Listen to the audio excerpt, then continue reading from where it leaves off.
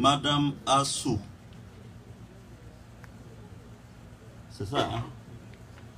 Qui se réclame être Gore. Je ne sais pas ce que ça veut dire. Hein? Gore, ça veut dire Guillaume ou bien rien. Donc je la remercie, elle est venue me soutenir. Hein? C'est gentil. Elle est une Gore, donc je prends bonne note. Alors, elle me dit, Monsieur Soro, pourquoi vous êtes seul à parler de réconciliation? Pourquoi les autres ne vous suivent pas? En parlant des autres, j'imagine que c'est Ouattara et Bédié. Mais moi j'ajoute Abdraman Sangaro aussi, Afi Nguessan aussi, qui ne me suivent pas. Donnant le sentiment que je prêche dans le désert. Mais moi, ce n'est pas l'année dernière que j'ai commencé à parler de réconciliation. Hein.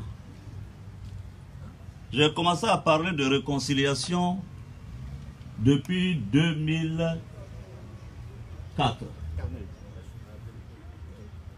J'ai commencé depuis à parler de réconciliation.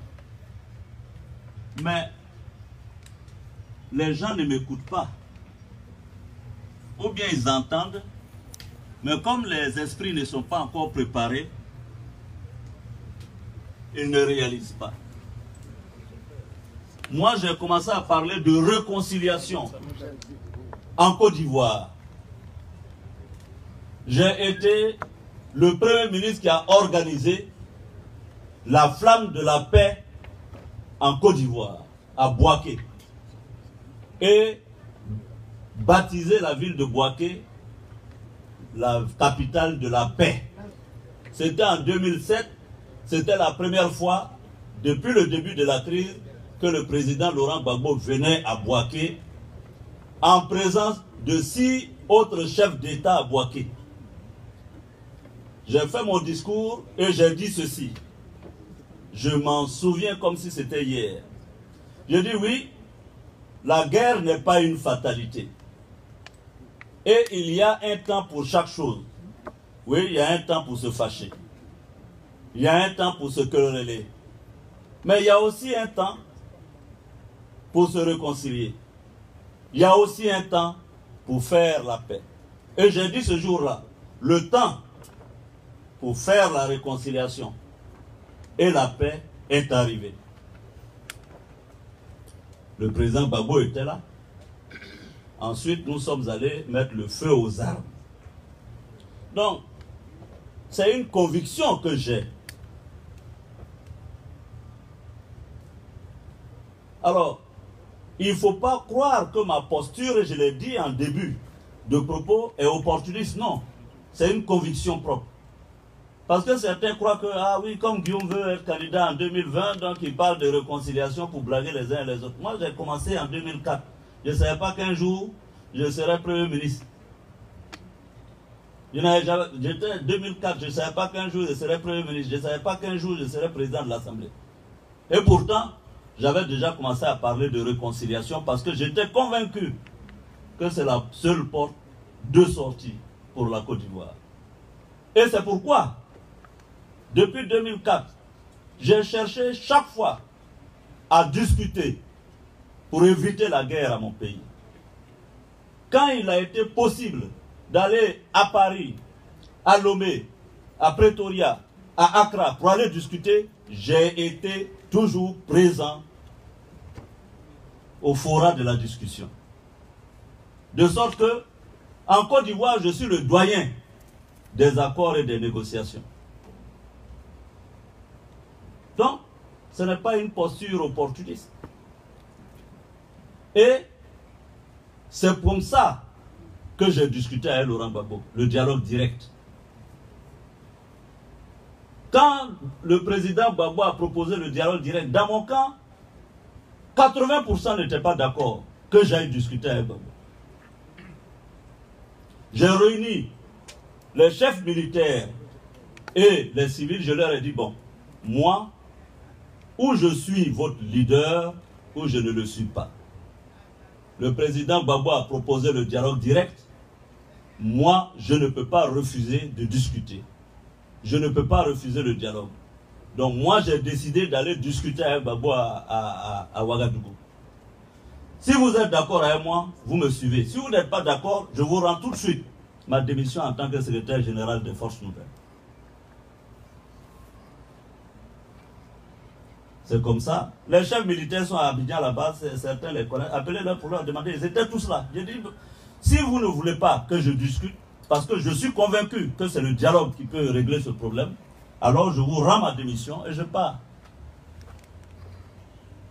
J'ai interrogé chacun, ils ont levé la main pour dire oui, nous sommes d'accord, va discuter avec Gbagbo. Et je suis parti.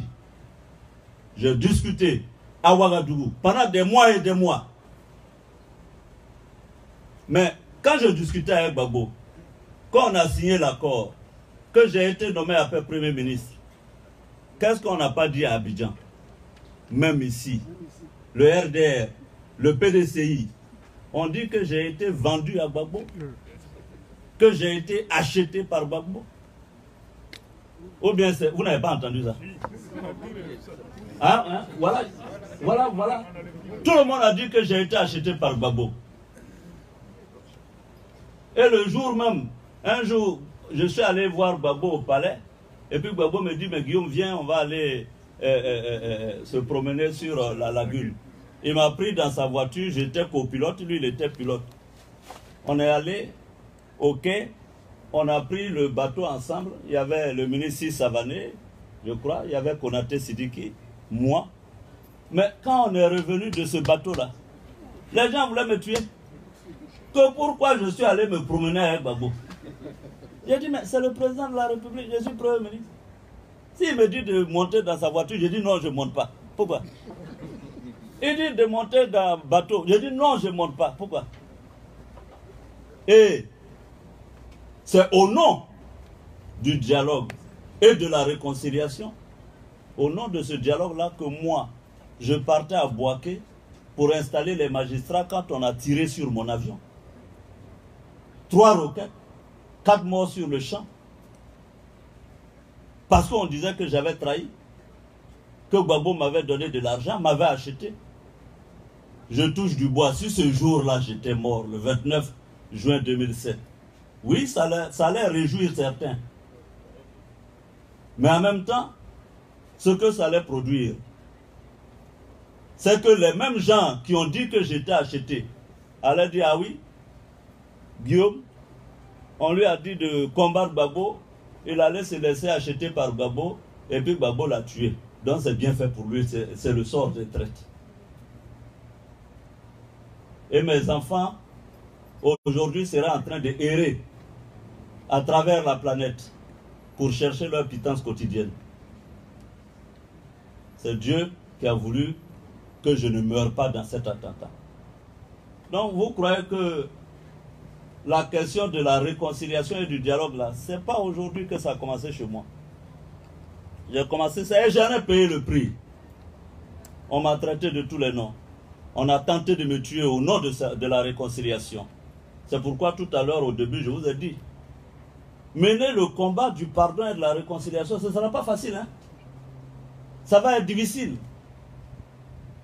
Bon, un jour là, c'est rien à côté de la mort. C'est pourquoi je continue. C'est pourquoi notre ami Assou peut dire, je n'y crois pas vraiment. Mais c'est pas grave. Moi, je continue. Et tout le monde peut ne pas me adhérer, me suivre. Mais je continuerai.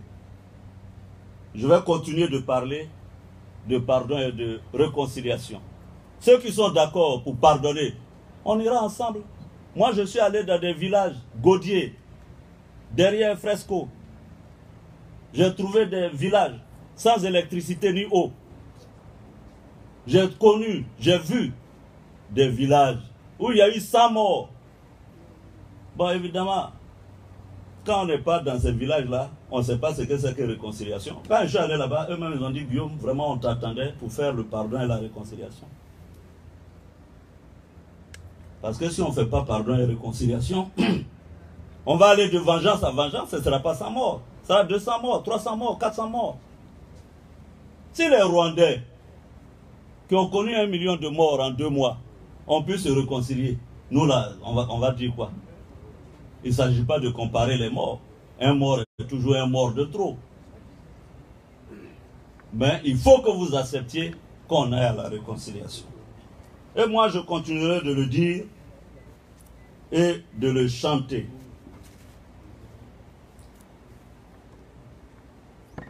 Alors, Monsieur Charles A. Oui, il a parlé du RHDP. Bon, écoutez, sur la question du RHDP, je veux me faire bien comprendre. J'ai déjà eu une position publique le 3 avril 2018. C'est bien ça, non? À l'ouverture de la session. Moi, en ce qui me concerne, l'histoire du parti unifié, RHDP et tout ça, personne ne peut être contre l'union. Mais en même temps, je dis qu'il faut prendre le temps de discuter. Le dialogue.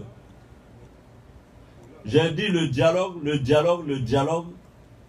Et il ne faut laisser personne sur le chemin. Et vous me donnez l'occasion de m'adresser à mes aînés. Au président Alassane Ouattara, il me connaît, il connaît ma loyauté vis-à-vis de sa personne. Il sait que je le soutiendrai. Et c'est l'occasion pour moi, parce que, vous voyez, souvent des pays rentrent en crise à cause de détails. Moi, l'appel que je lance, je demande au président de la République de ne pas rompre le dialogue avec le président Bédié.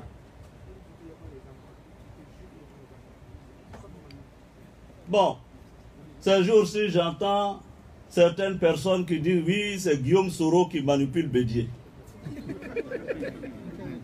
Vraiment, quand tu souffres vraiment. Moi, je vais manipuler le président Bédié. Quelqu'un qui est devenu ministre en 1965, moi-même, je ne savais pas si j'allais naître. Et puis, je viens de le manipuler. Que c'est à cause de Guillaume Soro que Bédié ou le PDCI prend telle ou telle posture. Il faut arrêter ces débats sordides et ces intrigues. Où est le nom de Guillaume Soro dans cette affaire? Moi, si je ne peux pas rapprocher le président Ouattara et le président Bédié, si je ne peux pas, dans ma conviction du pardon et de la réconciliation, amener ces deux grands hommes d'État ivoiriens à se mettre ensemble, ce n'est pas moi qui vais les diviser. Et ces proches, ces pêcheurs en eau trouble, qui vont raconter au président Ouattara, ah c'est Guillaume qui est derrière Bédié, et qui vont raconter au président Bédié, ah oui, bon de toute façon le président Ouattara dit que Guillaume a trop de dossiers en justice, on va le mettre en prison. Ils n'ont qu'à arrêter. C'est comme ça les entourages amènent les problèmes. Aujourd'hui, nous devons œuvrer pour que les deux présidents se retrouvent. Ils ne se rendent même pas compte que c'est notre division qui va faire plaisir à mon ami Gore qui est assis ici.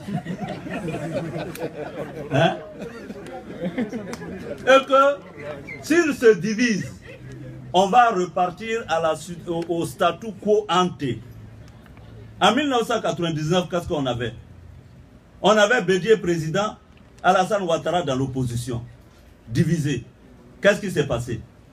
les deux ont perdu le pouvoir. Alors si aujourd'hui, situation inverse, Alassane Ouattara président, Bédié, il se divise, il va dans l'opposition, qu'est-ce qui va se passer? Ne faites pas prendre autant de risques au pays. Alors, ceux qui comptent sur moi pour aller combattre Bédié là, ils se trompent parce que moi je ne suis plus dans Palabre en Côte d'Ivoire là-bas. Moi, mes mains sont. Je ne suis plus dans Palabre. Ceux qui comptent sur. Ouais, Guillaume, il faut que Guillaume pour aller combattre Bédié, je ne suis pas dedans. Ceux qui prennent Guillaume pour aller combattre Ado, je ne suis pas dedans. Moi maintenant là, vraiment. J'ai mûri, hein, je n'ai plus. Vous voyez, je vais blanchir ma tête. Vous voyez, ah non, non, non. Vous voyez, je vais blanchir ma tête dans ma barbe là. Même si on n'a pas dit que c'est pour beaucoup, maintenant là, je suis devenu sage. Donc moi je ne suis plus dans Palabre en Côte d'Ivoire. Il faut que ce soit clair, et je le dis publiquement. Et il y a des gens qui sont là. Oui, c'est Guillaume qui manipule Bédié. Oui, c'est Guillaume qui. Moi, j'ai manipulé. Bédié, est-ce moi-même? Non, mais c'est trop d'honneur que je refuse d'accepter. Non, enfin. Donc arrêtons ces histoires-là. Arrêtons ces histoires. Donc moi, mon problème, c'est la réconciliation, c'est le pardon. Donc, l'histoire de RHDP dont vous parlez, ma position est connue, elle est publique. Je vous ramène à mon discours du 3 avril 2018. Je dis que le parti unifié doit se construire dans l'inclusion et par le dialogue avec le temps. Bon, celui qui m'a posé la question là, moi je viens de dire ça. C'est arrivé là-bas, on m'insulte ou bien on me frappe, c'est toi. Moi, j'étais venu ici pour saluer le doyen Ake. Vous venez me poser des questions comme ça. Donc, vraiment, moi, si j'ai dit quelque chose que c'est pas bon, voilà. Si j'ai dit quelque chose qui n'est pas bon, vraiment, pardonnez-moi. Il ne faut pas que, hein, quand ça soulève des passions. Êtes-vous candidat au prochain, monsieur Nieto? Êtes-vous candidat aux prochaines élections présidentielles? Ah. Bon. Hein? Voilà. Est-ce que je suis candidat? En tout cas, bon, on va réfléchir. Hein?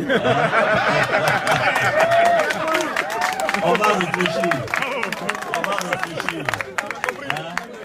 Voilà. On dit la nuit porte conseil, je vais aller dormir, on va réfléchir. Voilà. Parce que les gens veulent me faire parler ici, hein, alors que j'ai quand même un avion à prendre pour arriver à Abidjan là-bas. Quand on va me gifler à l'aéroport, est-ce que vous serez là? Hein? Ah, donc, vraiment, on va réfléchir. Je crois que c'est toutes les questions. Hein? Les 5 questions. J'espère avoir répondu. Merci.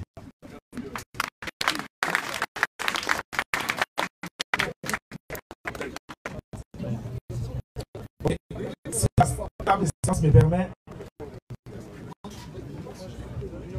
la liste des intervenants ici, je vais vous demander de faire en fait plus de mise en contexte, véritablement passer directement aux questions. On va donner au moins peut-être 10 secondes pour poser votre question, comme ça on pourra prendre un maximum de personnes pour ce second et dernier tour, s'il vous plaît. Ok? Merci. Cisco. Monsieur... Non, pas Cisco, c'est pas lui. Monsieur Akoum Babo Yapi. Oh!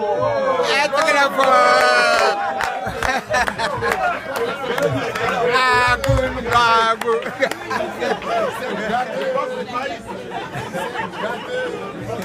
Approchez. Monsieur qui ne me connaissent pas, c'est Monsieur Nazaire. On a fait la fac ensemble, il était dans mon bureau lorsque j'étais son responsable. Voilà. Donc, c'est Monsieur Akou Babou. Merci, paramètre. Monsieur Soro Guillaume, président de l'Assemblée nationale de Côte d'Ivoire, bonsoir et puis bienvenue parmi nous. Je salue aussi les autres membres de la table de séance. Je salue le doyen Aké. Ma question va s'articuler sur 2 points. Le premier point, c'est sur l'actualité pendante de la Côte d'Ivoire. Et puis le deuxième point, ce sera sur la réconciliation. Je considère que la réconciliation est toujours d'actualité, mais elle n'a pas débuté aujourd'hui. La question concernant l'actualité aujourd'hui, c'est les inondations. Et puis, on n'oublie pas les déguerpissements. Les déguerpissements n'ont pas commencé avec Danga, ni avec la cité de Abattoir. Et puis il y a nos cités aussi à Trècheville, je pense cité du port. Les déguerpissements ont commencé avec la famille Bondi. Une famille qui est à Makori et qui a été dépossédée de son bien, de ce bien que le père leur a laissé, leur maison, qui aujourd'hui appartient à un certain monsieur Fawaz, qui serait consul du Liban. Mais le monsieur lui-même il est syrien. Ensuite, vous voyez, il y a les autres, il y a Danga, des gens qui ont des maisons, à qui on a, du jour au lendemain, on est venu, puis on les a déguerpis. À Abattoir, c'est encore pire parce que les gens étaient dans leur maison et puis on a cassé. Il y a eu des blessés parmi les gens. Alors moi, la question concernant ces déguerpissements, qu'est-ce que l'Assemblée nationale, donc le président de l'Assemblée nationale et le député fait pour que ces personnes-là déguerpies, là, un tant soit peu, puissent penser que l'État à leur côté. Le deuxième point qui concerne la réconciliation, M. Soro Guillaume, je vais vous dire pourquoi est-ce que les gens ils sont un peu mitigés. Moi, je suis à Caen, et puis quand nous faisons les trucs de génération, parce que les faits de génération, c'est au cours de ça qu'on apprend à diriger nos villages. La réconciliation, ce n'est pas sur le bout des lèvres, mais c'est dans les yeux. Donc les gens, quand ils vous regardent, oui, vous parlez, vous prenez réconciliation. Vous avez commencé avec, en 2004 avec Prégoudé. Tout à l'heure, quand vous étiez en train de parler, j'ai dit c'est 2004, et c'est vrai. Mais les gens, ils regardent dans vos yeux. Mais quand on dit dans les yeux, ce n'est pas seulement les yeux, c'est les faits. Quels sont les actes que vous posez pour que les gens disent, oh, mais c'est vrai, ce qu'il dit là, il y pense. Parce que n'oublions pas qu'en Côte d'Ivoire, il y a des prisonniers d'opinion. Moi, je vous suis, même si je vous insulte tous les jours. Ça, je vous le dis. Mais je n'ai jamais lu quelque part, je n'ai jamais entendu quelque part que vous avez rendu, un tant soit peu, une visite à Madame Simone Ibek-Babou. Ça, je dis son nom, mais il y a des prisonniers à la Maca. Alors, moi, j'aimerais savoir quels sont les actes que vous posez pour dire aux gens qui vous regardent dans les yeux là que, effectivement, vous voulez vous inscrire dans la réconciliation. Je vous remercie. Merci Nazer, mon ami. Nazer, viens me saluer. Nazer. Je salue le camarade. Allez, merci. Merci beaucoup. Okay. Cissé Ismaël. Sois plus bref que lui, ok? Merci. La préfecture ne considère pas vraiment. Monsieur le président de l'Assemblée nationale. Ok. En fait, je vais poser une question qui va peut-être sortir de la lignée de tout ce qui a été dit jusqu'à présent. En fait, je voudrais vous ramener à l'article 48 de notre Code de la nationalité. Je suis un peu surpris parce que, comme tout le monde, je vous regarde sur Facebook, vous rencontrez les Ivoiriens et je trouve que c'est un point important que la diaspora ivoirienne n'évoque pas assez. Monsieur le Président, 50% des personnes qui ont rapporté un prix Nobel aux États-Unis sont d'origine étrangère. Le Canada que nous habitons est un pays qui sélectionne les intelligences de tous les pays pour venir bâtir ce qu'on appelle ici le Grand Canada. Personnellement, j'ai eu la chance d'avoir un doctorat financé par le Canada. Alors, c'est dans ce contexte que, quand on lit l'article 48 de notre Code de nationalité, on va écrire l'Ivoirien qui, de plein gré, acquiert une nationalité étrangère, perd automatiquement la nationalité ivoirienne. Alors que, quand on prend tous les contrats que l'État ivoirien signe, on regarde en bas, on voit transfert de technologie. Le transfert de la technologie, c'est un leurre. Si je vous transfère ma technologie, je ne suis plus rien. La meilleure technologie que l'on peut transférer à quelqu'un, ce sont les intelligences. Et si vous êtes député de chez moi, vous avez l'attitude d'initier des changements au niveau des lois, c'est la Constitution qui vous donne ce droit. Si nous ne regardons pas ces choses aujourd'hui, ce qui va arriver, ça va être un phénomène à la trompe, où on va bloquer des enfants à la frontière et séparer de leurs parents parce que la Constitution le dit. Et je voudrais quand même, parce que je vois que personne ne pose la question, attirer votre attention là-dessus, que vous réalisez l'article 48 de notre Code de la nationalité, et même qui est en conflit avec notre article 35, qui dit que pour être candidat, il faut être exclusivement ivoirien. J'ai dit, mais on n'a pas le droit d'avoir une nationalité, on nous demande après d'être exclusif. Il y a une sorte de dichotomie, peut-être que vous savez mieux que moi, peut-être que vous allez nous expliquer ce que ça veut dire. Je voudrais vous dire que quand les Ivoiriens ici vont en Côte d'Ivoire, ils prennent leur passeport canadien pour aller demander un visa, parce qu'ils se disent, si je vais mon passeport ivoirien, peut-être que je vais avoir des problèmes. Je voudrais attirer votre attention là-dessus. Merci, monsieur Cissé Ismaël. Cissé Ismaël. Monsieur Mathias Assandé. Mathias Assandé. Sois bref pour qu'on passe. Ceux qui n'ont pas de questions à poser, qui sont vraiment brefs. Je suis désolé. Bon, monsieur le Président, je vous salue à la suite des autres. Ça fait 4 fois que vous venez au Canada. Je pense que c'est la 3e fois que j'interviens devant vous. Donc, en principe, ce visage doit être un peu connu.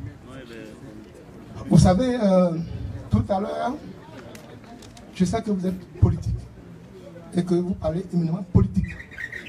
Mais j'ai dû attirer l'attention des uns et des autres depuis longtemps.